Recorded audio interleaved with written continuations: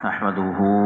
ونصلي ونسلم على رسوله الكريم أما بعد فأعوذ بالله من الشيطان الرجيم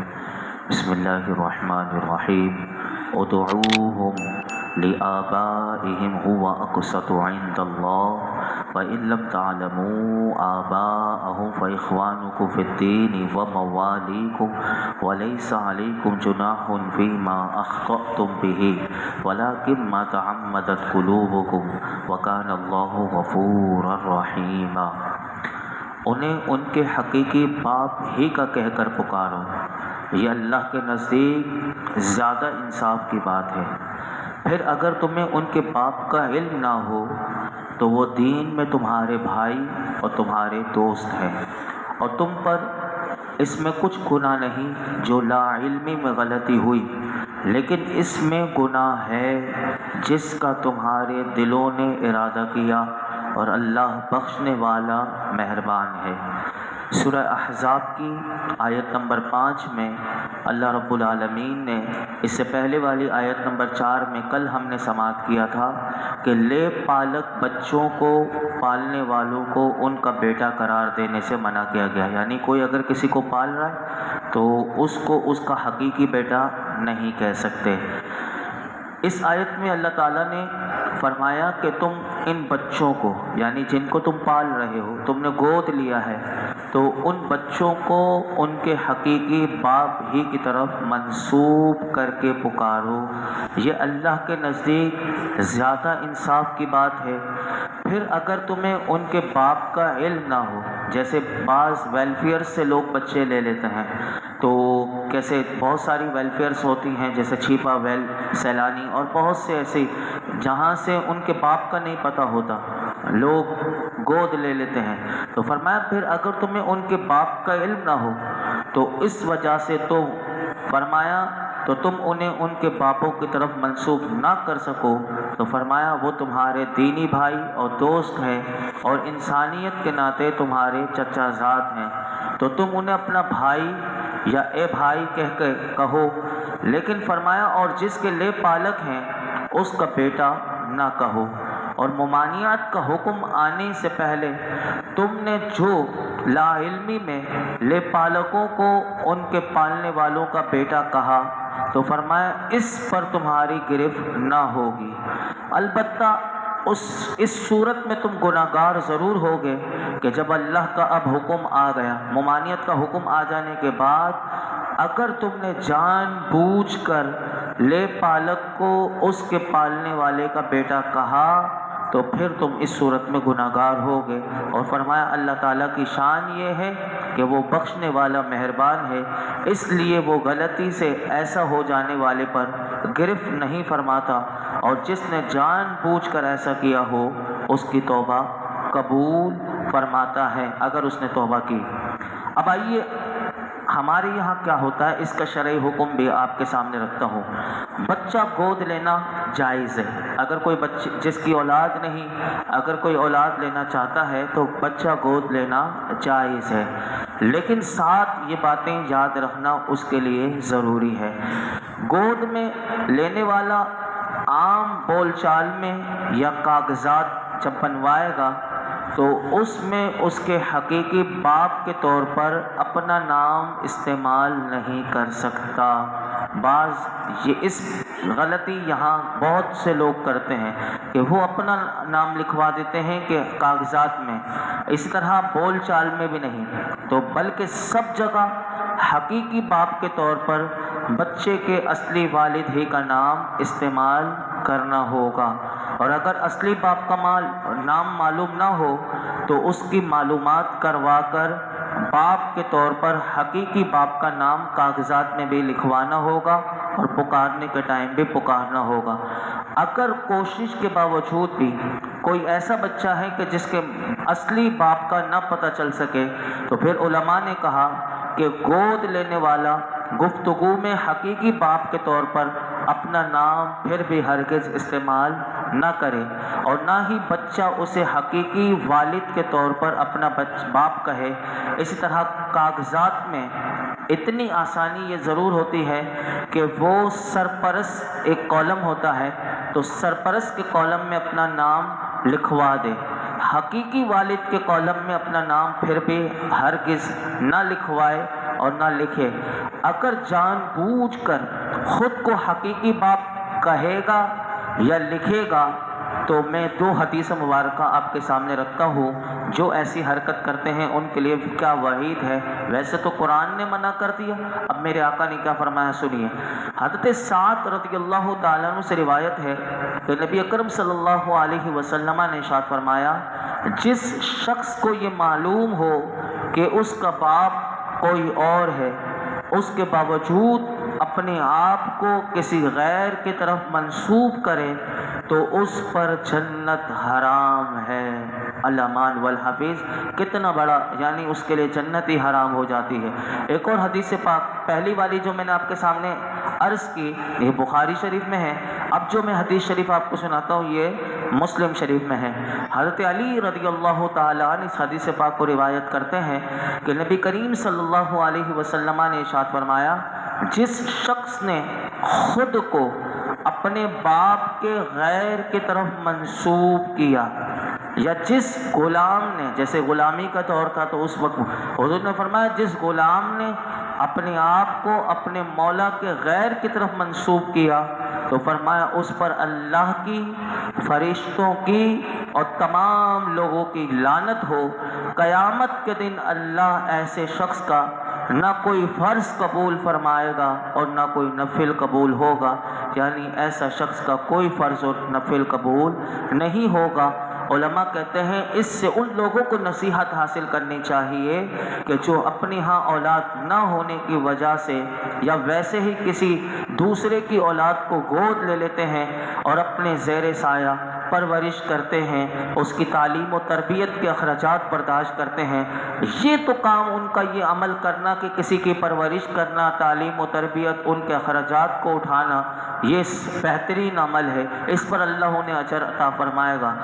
لیکن ان والدین کی یہ خواہش اور یہ تمنا ہرگز درست نہیں کہ حقیقی باپ کے طور پر پالنے والے کا نام استعمال ہو، اور نہ ہی ان کا یہ عمل جائز ہے، کیونکہ جب اللہ نے ارشاد فرما دیا ادعوہم لآبائہم، انہیں ان کے حقیقی باپ ہی کا کہہ کر پکارو، اور جب اللہ تعالیٰ نے اپنے حقیقی باپ کہہ کر پکارنے کا حکم فرمایا اور احادیث میں ایسا نہ کرنے پر انتہائی سخت وعیدیں جب بیان کی گئی ہیں، تو کسی مسلمان کی یہ شان نہیں کہ وہ اپنے رب کے حکم کے برخلاف اپنی خواہشات کو پروان چڑھائے اور خود کو شدید وعیدوں کا مستحق ٹھہرائے۔ اللہ ہم سب مسلمانوں کو عمل کی توفیق عطا فرمائے۔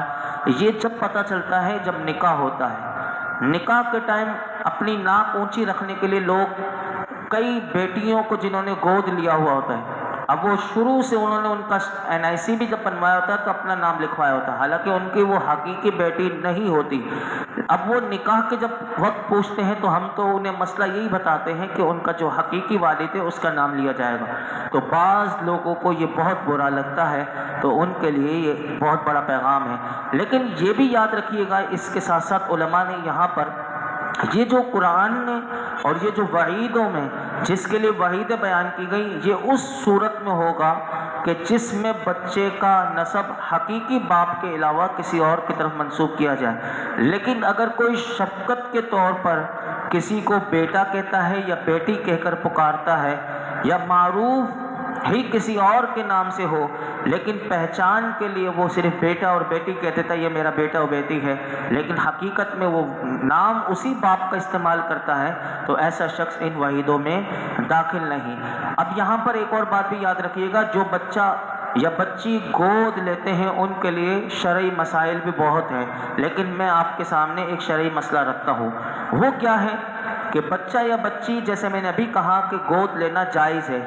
لیکن یہی بچہ یا بچی جب اس عمر کو پہنچ جائیں کہ جس میں پردے کے معاملات آ جاتے ہیں،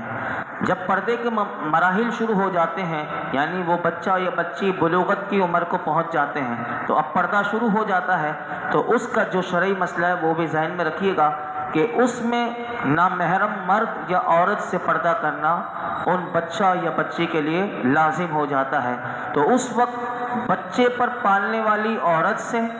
اور بچی پر پالنے والے مرد سے پردہ کرنا لازم ہوگا، کیونکہ وہ اس بچے کے نہ حقیقی ماں باپ ہیں نہ ہی رضاعی ماں باپ ہیں۔ تو اس وجہ سے یہ جو بچہ یا بچی ہے یہ پھر اپنے حق یعنی وہ پردہ ان کے اوپر کرنا لازم ہو جاتا ہے۔ اگر کوئی پردے سے بچنا چاہتا ہے تو پھر اس کی ایک صورت علماء نے لکھی، وہ کیا لکھی وہ بھی یہ سن لیجئے کہ اگر بچہ گود میں لیا جائے، اگر بچہ گود میں لیا جائے، بیٹا لیا جائے، تو پھر عورت اسے اپنا یا اپنی بہن کا دودھ پلا دے، اور اسی طرح اگر بچی گود لی گئی تو مرد جو ہے وہ اپنی کسی محرم عورت کا دودھ اس بچی کو پلوا دے۔ تو اس صورت میں ان دونوں کے درمیان رضاعی رشتہ قائم ہو جائے گا۔ اب یہ محرم ہو گئے، محرم ہونے کی وجہ سے پردے کی پابندیاں نہیں رہیں گی جو نا محرم سے پردہ کرنے کی صورت میں اس صورت میں بن رہے تھے جب دودھ نہیں پلایا گا۔ اب دودھ پلانے میں بھی ایک احتیاط ضروری ہے، وہ کیا؟ یاد رکھیے گا کہ بچے کو دودھ پلانے، اب بچہ جب گود لیا جائے اگر 2 سال کا بچہ ہے تو یا پھر اس سے کم عمر ہوگا یا پیدا ہوتے ہی گود لے لیا کسی نے، یا پھر کب تک دودھ پلا سکتے ہیں، تو اس کا مسئلہ بھی یاد رکھیے گا کہ بچے کو دودھ پلانے کی عمر 2 سال ہے، یعنی 2 سال تک عمر تک دودھ پلایا جاتا ہے۔ اگر 2 سال سے لے کر 2.5 سال کے درمیان دودھ پلایا گیا تو بھی رضاعت ثابت ہو جائے گی، یعنی کسی بچے کو لیا گیا، اب وہ 2 سال کا ہونے والا تھا یا 2 سال کا ہو چکا، اب لے کر بھی اس نے عورت نے اپنی بہن کا یا اپنا دودھ پلا دیا، یا بچی تھی تو مرد نے اپنی بہن یا کسی محرم کا دودھ اس کو پلوا دیا، تو یہ اب کیونکہ رضاعی یہ تو پردے کی تو پابندیاں ختم ہو گئی، لیکن دودھ جو ہے وہ 2 سے 2.5 سال تک بھی اگر پلایا گیا تو رضاعت قائم ہو جائے گی۔ لیکن اگر جو اپنا بچہ ہو اس کو 2 سال ہی تک پلایا جا سکتا ہے دودھ، اس سے 1 دن بھی پلانا اوپر ناجائز ہے، یہ بات بھی مسئلہ ذہن میں رکھیے گا۔ 2.5 سال کی عمر کے بعد اگر کسی نے کسی محرم کا دودھ پلوایا تو پھر رضاعت ثابت نہیں ہوگی، وہ بڑے ہونے کے بعد مرد اور عورت کے لیے اسی طرح نامحرم کے جب حکم شروع ہو جائے گا تو وہ پردہ ان سے کرنا لازم ہوگا۔ دوسری بات، آخری بات، اور اسی پر میں اپنی گفتگو سمیٹتا ہوں، وہ یہ ہے کہ عورت نے بچے یا بچی کو اپنی بہن کا دودھ پلوایا تو اس صورت میں وہ جو عورت ہے وہ اس کی رضاعی خالہ بن جائے گی، لیکن اس شوہر کا جو بچی کا جو ہے وہ محرم نہیں بنے گا۔ کیوں نہیں بنے گا؟ کیونکہ میں نے آپ کے سامنے عرض کر دیا کہ اگر بچہ ہو تو عورت اسے اپنا یا اپنی بہن کا، اور بچی ہو تو مرد اپنی کسی محرم عورت کا دودھ پلائے گا، تو اس صورت میں یہ دونوں بچ سکتے ہیں۔ ورنہ اگر اس کے علاوہ ہوا تو عورت کے لیے تو پردہ نہیں ہوگا لیکن مرد کے لیے وہ نامحرم ہی رہے گی، تو یہ صورت آپ یاد رکھیے گا۔ ورنہ اگر اور بھی مسائل ہیں تو کسی قابل مفتی کے پاس جا کر اگر کسی نے گود لیا ہو تو ان مسائل کو بھی وہ جا کر وہ اپنا بالکل تفصیل سے بتائے کہ کس کا دودھ پلایا نہیں پلایا، کس کے لیے وہ محرم بنی نہیں بنی، تو اس طرح وہ اگر کسی قابل مفتی کے پاس آپ جائیں گے اور اپنی پوری صورتحال صحیح طریقے سے بتائیں گے تو اس صورت میں وہ آپ کو پورا بتا دیں گے کہ کس کے لیے وہ محرم ہے اور کس کے لیے نامحرم۔ اور پھر آگے چل کر ان کی شادیاں ہوتی ہیں تو شادی میں بھی بہت سارے مسائل آتے ہیں، خاندان میں کر دیتے ہیں تو وہ کسی کی بہن بنی رضائی بہن نہ ہو اور اسی طرح ان سے تعلق نہ ہو چکا ہو اور پھر وہ کر دیتے ہیں تو وہ گناہ گار ہوتے ہیں۔ ایسی بہت سی صورتیں نکلتی ہیں، لیکن میں اس تفصیل میں نہیں جاتا۔ لیکن قرآن نے جو حکم دیا تھا اور وہ یہ تھا کہ جب بھی کسی گود لینے والے بچے یا بچی کو پکارا جائے گا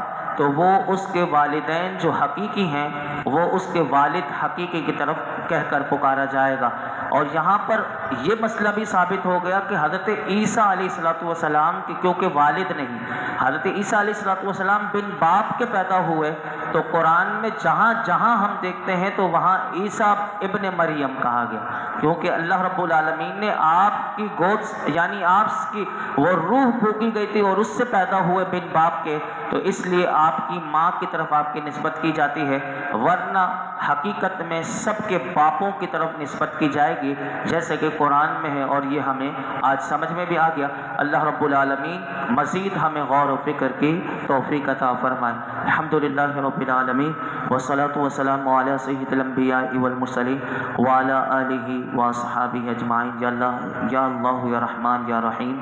ہم سب کی حاضری کو قبول مقبول فرما، جو کچھ سیکھا سکھایا سنا اس میں کوئی غلطی کوتاہی ہو معاف فرما، اپنی بارگاہ میں قبول فرما، قرآن حکیم کا نور اور اس کا فیضان عطا فرما، ہمارے تمام صغیرہ کبیرہ گناہ معاف فرما، ہر قسم کے گناہوں سے بچا لے، نیک اعمال کرنے کی توفیق عطا فرما، ہم سب کے دین و ایمان کی حفاظت فرما، یا رب العالمین ہمیں کثرت سے نیکیاں کرنے والا بنا دے، مولائی کریم اپنے محبوب کا سچا غلام بنا دے، تدبر قرآن تفکر قرآن کی دولت عطا فرما۔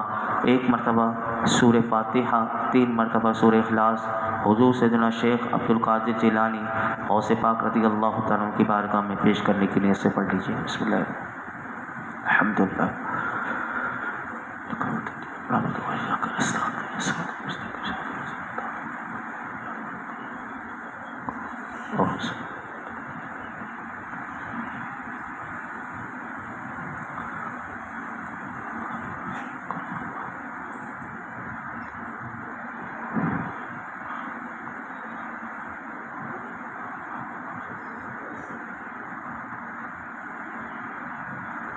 یا رب العالمین ہم سب کا سورہ فاتحہ سورہ اخلاص پڑھنا، درود پاک پڑھنا اپنی بارگاہ میں قبول فرما۔ یہ جتنے حاضرین موجود ہیں اللہ سب کی جھولیوں کو، دامنوں کو مرادوں سے، آج کی مبارک رات کی برکت سے سب کی مرادوں کو پورا فرما۔ صلی اللہ تعالی علی خیر خلق محمد وعلی آلہ وصحبہ۔